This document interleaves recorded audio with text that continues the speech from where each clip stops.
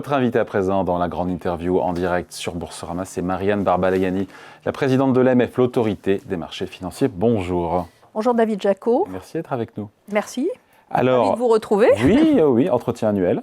Mais venez nous voir plus souvent, évidemment, c'est ça l'idée. Non, mais notez-moi à la fin. Vous savez, nous, on se fait noter par nos interlocuteurs, l'AMF. C'est vrai ? Voilà, donc notre note augmente un petit peu. Et combien ? On est à 4,1 sur 5. Ah oui, d'accord. Non, ça va, c'est bien. Je vous rassure. Non. Effectivement, ça fait partie de la transparence et de la bonne relation avec les gens qui ont besoin de nous.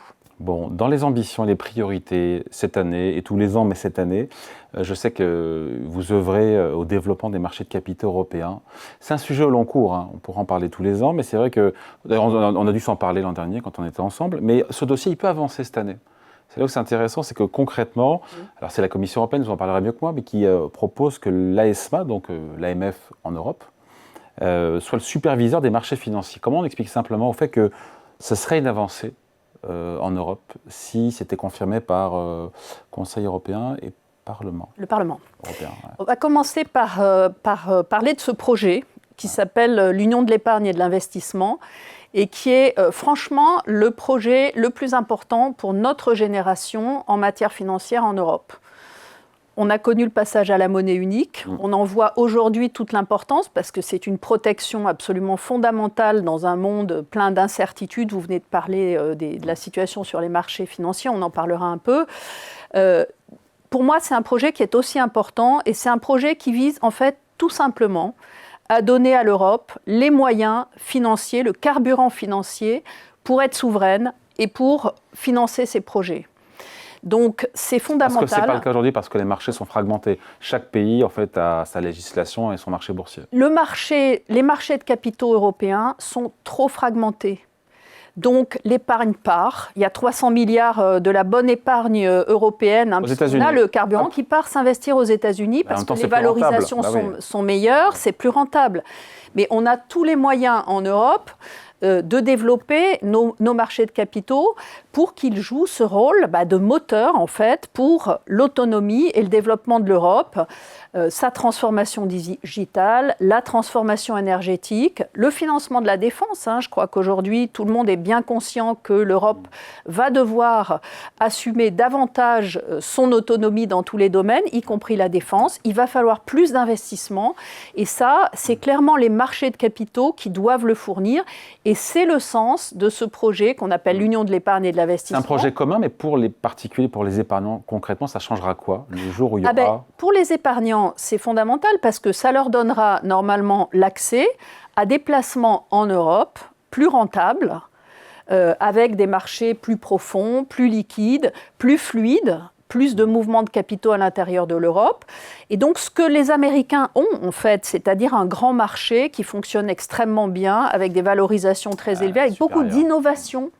Je crois qu'il est très important de dire que ce marché européen, et ça doit être aussi un marché de l'innovation, avec la tokenisation, avec l'utilisation de l'intelligence artificielle, etc.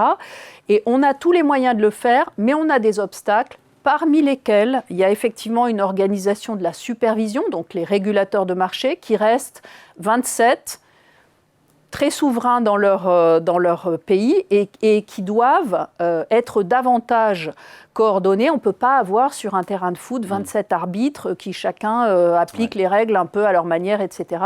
Donc c'est l'un des éléments de ce grand projet qui est très multiforme. Ça pourrait relancer les IPO, les introductions en bourse, qui quand même en Europe, et notamment en France, sont maigrichonnes, quoi. C'est pas... Alors, les IP, ça peut faire partie effectivement du projet, parce que, effectivement, une des raisons pour lesquelles il y a moins d'IPO, c'est parce que les introductions en bourse sont aujourd'hui, dans un certain nombre de cas, moins faciles, moins favorables que le private equity, qui s'est beaucoup développé. Donc, le point positif, c'est que ça ne veut pas dire que les entreprises ne trouvent pas à se financer. Elles se financent autrement que par les introductions en bourse.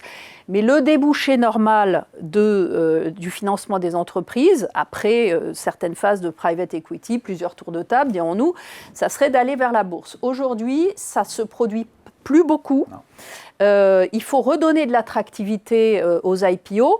Et je pense qu'il y a des éléments très positifs, notamment nous voyons, puisqu'on mesure l'intérêt des Français pour la bourse oui. et même leur activité en bourse. Et donc, on a des chiffres d'intérêt et d'activité en bourse qui sont les plus élevés depuis qu'on les mesure. Donc, il y a 34% des Français qui ont l'intention d'investir en bourse. Et l'année dernière, il y a 2,5 millions de Français qui ont fait des transactions en bourse. Donc, ça montre qu'il y a un vrai intérêt, en fait, pour la bourse. Ouais. On va en parler des Français et de la bourse, et c'est tant mieux. Mais d'abord, autre priorité, donc l'Europe, évidemment, Union des marchés de capitaux, qui ne s'appelle plus comme ça d'ailleurs, c'est plus Union des marchés de capitaux. C'est l'Union de l'épargne et de l'investissement, justement parce qu'on met l'investisseur au centre du projet. Ouais. C'est-à-dire que c'est vraiment l'investisseur qui va y trouver son intérêt, mais qui va aussi être celui qui va pouvoir contribuer au financement de l'économie européenne. Et donc, quand on se reparlera l'année prochaine ou avant, si tout va bien, qu'est-ce qui se sera produit ? Si tout va bien, le Parlement et le Conseil, puisque maintenant la Commission européenne a fait le job. Elle a mis tous les projets sur la table avec une approche extrêmement ambitieuse, extrêmement large, qui traite à peu près tous les sujets dont on a besoin pour développer nos marchés de capitaux, y compris le fameux sujet de la supervision en Europe, qui n'est pas simple, qui sera politiquement très compliqué. Donc si tout va bien, on va avoir un accord sous présidence chypriote ou peut-être ensuite sous présidence irlandaise sur le paquet européen et on pourra aller de l'avant. Enfin, alors il y aura évidemment des dates d'entrée en vigueur plus lointaines et puis peut-être que les discussions prendront un peu plus de temps parce qu'il y a beaucoup de sujets. Il y a des sujets qui sont compliqués, mais il y a des sujets qui sont urgents. Par exemple, sur la supervision des cryptoactifs, il est urgent de le passer sous supervision européenne. Ouais. Par exemple, sur le développement de la blockchain et de ce qu'on appelle la tokenisation, il faut qu'on améliore ce qu'on appelle notre régime pilote en Europe, qui permet le développement de ces projets et qui va être un gisement, là aussi, très intéressant de gains de productivité sur les marchés, de baisse des coûts sur la cotation, etc., etc. Donc, il y a beaucoup de choses très intéressantes dans ce projet. Et maintenant, il est passé à un niveau politique. Il faut que le Conseil et le Parlement avancent sur ce sujet et prennent des décisions très stratégiques, en fait. Ouais, sur les cryptos, puisque vous parlez de cryptoactifs, un agrément MiCA, alors je ne suis pas un expert, est nécessaire pour exercer une activité dans les cryptos. Je parle sur votre contrôle, mais il y a très peu de prestataires de services d'actifs numériques qui disposent de ce. Il y en a un peu plus de 150. Ouais. Donc là, je tiens aussi à dire que l'Europe a été précurseur puisqu'on est le premier grand ensemble géographique au monde à avoir donné des règles du jeu claires pour le monde des cryptos. Donc ça s'appelle MiCA, c'est un règlement européen, et c'est effectivement un règlement européen qui s'inspire assez largement de la réglementation financière, qui prévoit que pour offrir des services sur cryptoactifs aux Européens, il faut avoir un agrément. Et donc, ça permet de vérifier un certain nombre de choses, y compris sur la prévention du blanchiment et le financement du terrorisme, mais aussi sur la stabilité, la sécurité des acteurs qui viennent offrir leurs services aux Européens, et puis un certain nombre d'éléments sur la protection des investisseurs, la prévention des conflits d'intérêts. Donc, si quelqu'un veut acheter de la crypto, il faut s'assurer, pour être dans un environnement sécure, que ces prestataires sont agréés. Alors, soit ils ont un agrément national, ça existe en France depuis la loi Pacte, mais ça va s'éteindre cet été, donc c'est vraiment la fin des dispositifs nationaux, soit qu'ils ont un agrément MiCA et que donc ils bénéficient d'une forme de sécurité et de surveillance, parce que non seulement MiCA prévoit l'agrément, mais il prévoit la supervision. Notre job au quotidien, nous, régulateurs de marché, c'est de superviser les acteurs qui sont sous notre surveillance. Par exemple, les gestionnaires d'actifs ou les infrastructures de marché aujourd'hui. Maintenant, il y a les acteurs qui offrent des services sur cryptoactifs et on va aussi les superviser. D'ailleurs, notre collègue autrichien vient de suspendre l'activité d'un acteur qu'il avait agréé depuis le début de l'année dernière, parce qu'il s'est rendu compte qu'il n'avait pas les personnels nécessaires pour assurer la conformité, la régularité des opérations. 16% des personnes interrogées par l'AMF déclarent avoir été victimes d'arnaques. Je fais le lien parce que c'est 3 fois plus qu'en 2021 et c'est sûrement lié aussi aux cryptos. Alors effectivement, nous on a c'est en partie lié aux cryptos, notamment aux plateformes non agréées. C'est-à-dire que ce qui explose dans les chiffres, vous savez, on a un service qui recueille les plaintes des investisseurs. Donc d'abord, malheureusement, je dois le dire, son activité explose complètement, comme notre médiateur. Donc ça montre qu'effectivement ce phénomène des arnaques, qui concerne 16% de nos concitoyens. C'est énorme, c'est un vrai phénomène de société et c'est un sujet majeur en matière de confiance. Vous savez que la confiance, c'est quand même la base sur les marchés financiers. Eh bien, on voit effectivement ces arnaques qui se développent dans le domaine de la crypto avec les acteurs non agréés. Donc, il faut vraiment vérifier les listes et vérifier que l'acteur qui s'adresse à vous est agréé. Mais on a des arnaques dans tous les domaines, énormément d'usurpation d'identité. On est assez inquiet de l'impact de l'intelligence artificielle qui va permettre de potentialiser en fait un certain nombre d'arnaques. Donc, c'est un gros sujet de vigilance pour nous. C'est aussi pour ça d'ailleurs qu'on demande un renforcement législatif de nos moyens d'intervention pour pouvoir aller regarder sur les réseaux sociaux ce qui se passe, pour utiliser des identités d'emprunt parce que souvent on vous dit allez voir sur mon WhatsApp, je vais vous donner plein de bons conseils. Donc nous, il faut que nos collaborateurs puissent y aller et utiliser des identités d'emprunt. Il y a une proposition de loi d'un parlementaire qui a repris ces propositions et qui s'appelle Daniel Labaronne. J'espère qu'elle sera adoptée au plus vite pour renforcer nos moyens, pour lutter effectivement contre ces arnaques qui sont une plaie et qui sont terribles. Nous, les montants déclarés à l'AMF par les gens qui nous contactent pour dire qu'ils ont été victimes d'une arnaque, c'est 34 000 €. En moyenne ? Donc c'est énorme. Ah bah oui, Donc on a des gens qui ont perdu toutes leurs économies, qui se sont fait vraiment avoir dans des conditions... Bon, on aurait tous pu se faire avoir. Moi, j'aurais pu me faire avoir. Vous auriez pu vous faire avoir. Non, pas vous. Mais si, parce qu'on peut être victime. Il y a souvent une promesse de gains mirifiques sans prise de risque. Alors ça, effectivement, j'aurais peut-être eu la bonne réaction parce que je connais bien les recommandations de l'AMF. Du 8% garantie sans risque, ça n'existe pas. Et pire que ça, du 8%, mais il faut souscrire tout de suite. Ouais. Il faut souscrire dans l'urgence parce qu'après, il n'y en aura plus. Alors ça, c'est absolument un feu rouge qui doit s'allumer. Ne jamais agir dans l'urgence. Il n'est jamais urgent de perdre de l'argent. Et les rendements mirifiques sans risque, ça n'existe pas. Non. Donc, on a d'ailleurs un petit outil sur notre site qui permet d'évaluer le risque d'arnaque lié à une proposition qui vous est faite. Donc, le bon réflexe, c'est effectivement de prendre le temps, de se poser des questions, de vérifier que les acteurs sont agréés et effectivement de faire le petit test sur le site de l'AMF pour voir si on est face à un risque d'arnaque. Est-ce que la nouvelle génération d'investisseurs qui aime beaucoup la bourse, et c'est tant mieux, elle est plus vulnérable aux escroqueries justement? Alors, Parce qu'il y a cette promesse d'enrichissement rapide. Nous, on a un peu plus d'expérience, mais ça fonctionne bien peut-être sur les jeunes. Alors, elle peut l'être. On avait fait une grosse enquête avec l'OCDE, d'ailleurs, sur les nouveaux investisseurs en 2023, qui nous a amené à changer d'ailleurs complètement notre communication investisseur pour aller chercher notamment les jeunes investisseurs avec les codes du jeu vidéo, des campagnes très innovantes qu'on a faites qui sont un grand succès d'ailleurs, ce qui montre qu'il y a un besoin effectivement de donner des guides et des indications. Mais il est exact que ce qu'on voyait, c'est, alors notamment chez les jeunes hommes, une tentation forte à la forte prise de risque. Et une surestimation de leurs compétences en matière financière. Très masculin, c'est ça? C'est assez masculin. Alors le miroir de ça, c'est quelque chose que je dénonce et sur lequel j'alerte depuis un certain temps, c'est le sous-investissement des femmes.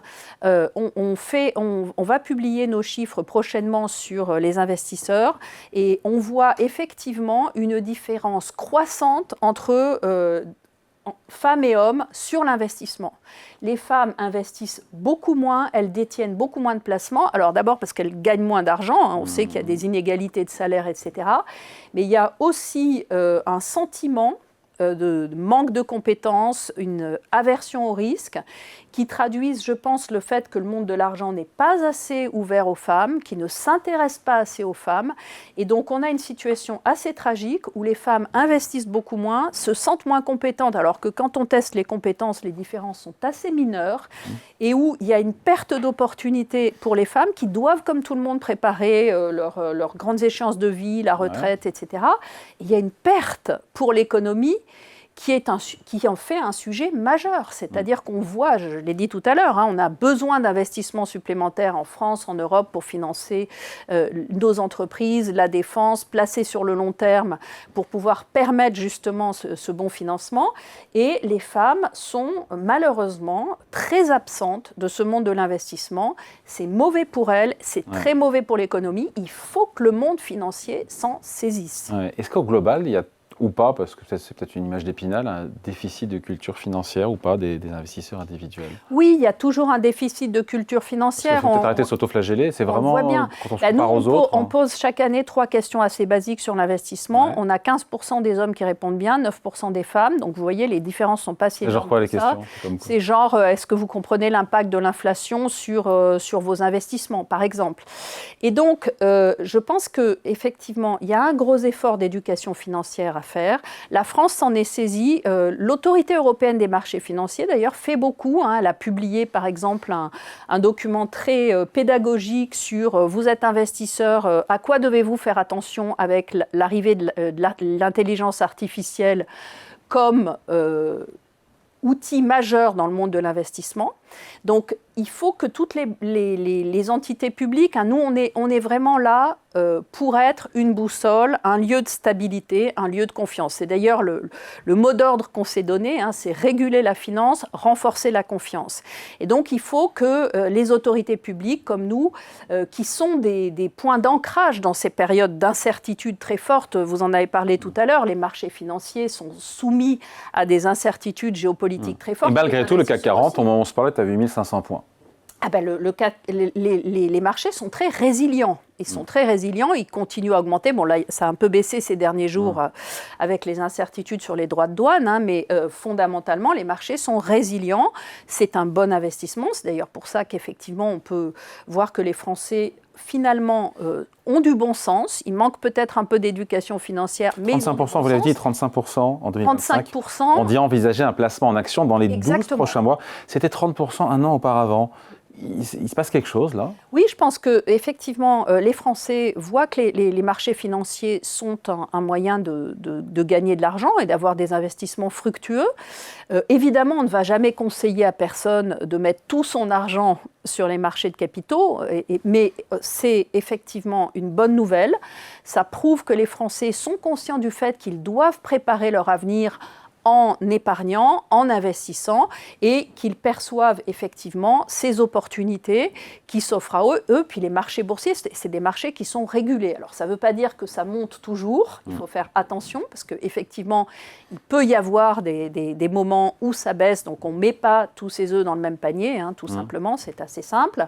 Mais effectivement, on a le chiffre le plus élevé depuis le début de notre baromètre, qui remonte à 2017, sur le nombre de Français qui sont intéressés à investir en bourse. Ça, c'est 35%, mais les moins de 35 ans, c'est la moitié qui veut investir à court terme en bourse.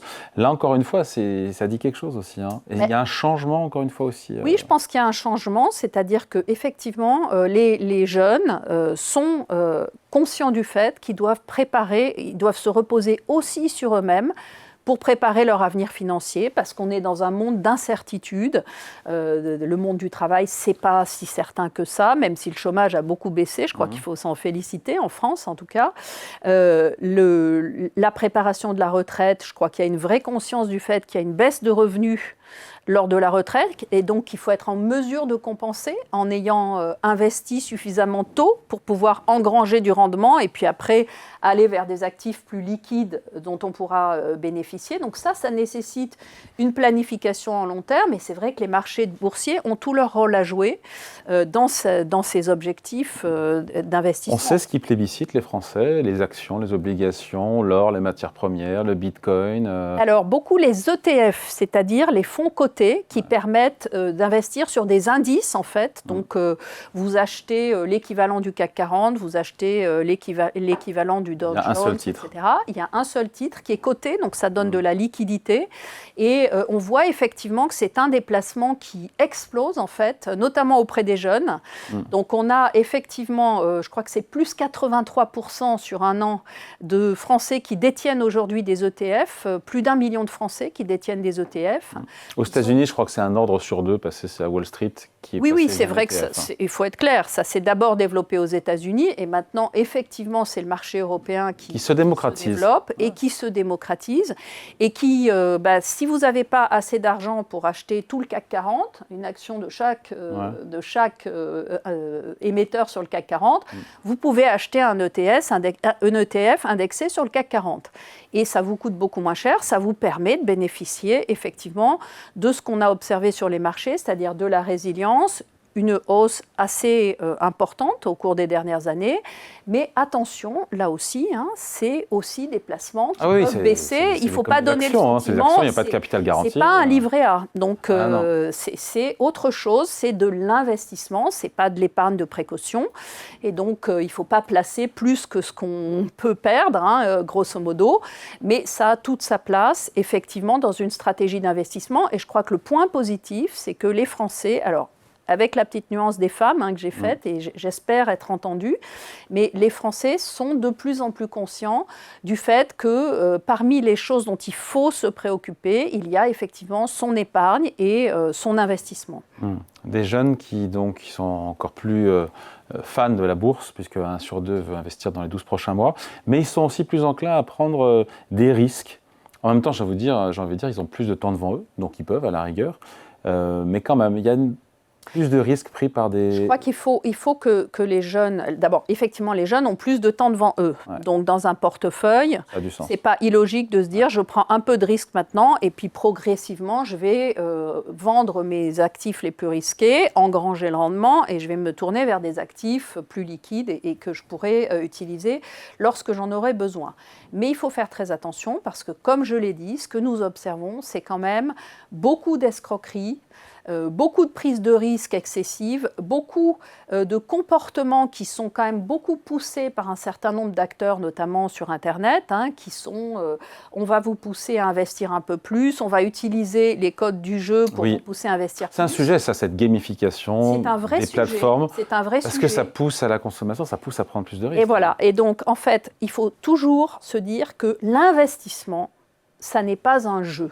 Okay, il y a plein de jeux, si vous avez envie de vous amuser, vous pouvez jouer au tarot, vous pouvez jouer aux échecs, vous pouvez jouer à tout ce que vous voulez sur Internet.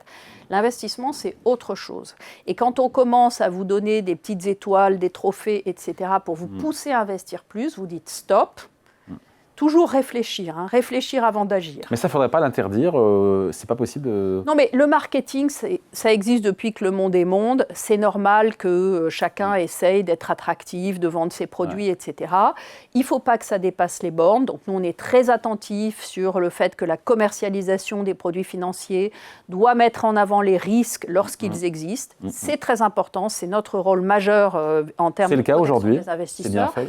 Je pense que c'est assez bien fait. Alors, la petite difficulté qu'on peut avoir, c'est que les investisseurs ont peut-être un peu trop d'informations, parce que la réglementation impose de leur donner beaucoup d'informations, et que du coup, ils peuvent se dire « je suis noyé » ou « c'est rébarbatif », donc je vais plutôt aller acheter un peu tout et n'importe quoi sur Internet sans me poser de questions. Ce n'est pas le bon réflexe. Bon, juste dernière question, parce que je lisais dans votre baromètre que 11% des investisseurs, on parlait de l'IA, utilisent l'intelligence artificielle avant de réaliser un placement.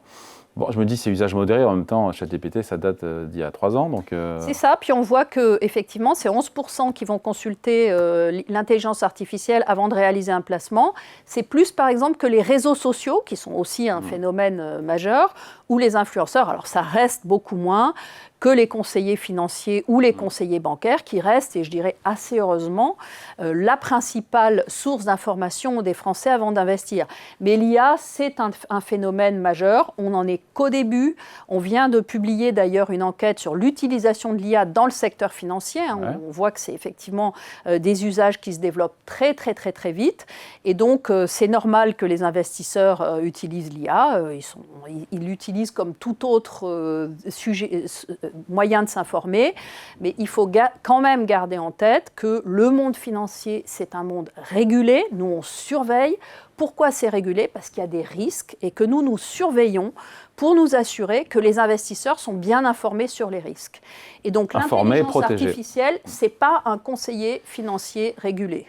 Voilà qui mérite d'être clair. Merci beaucoup. Entretien donc avec Marianne Barbalayani, la présidente de l'autorité des marchés financiers, dans la grande interview en direct sur Boursorama. Merci à vous, à bientôt.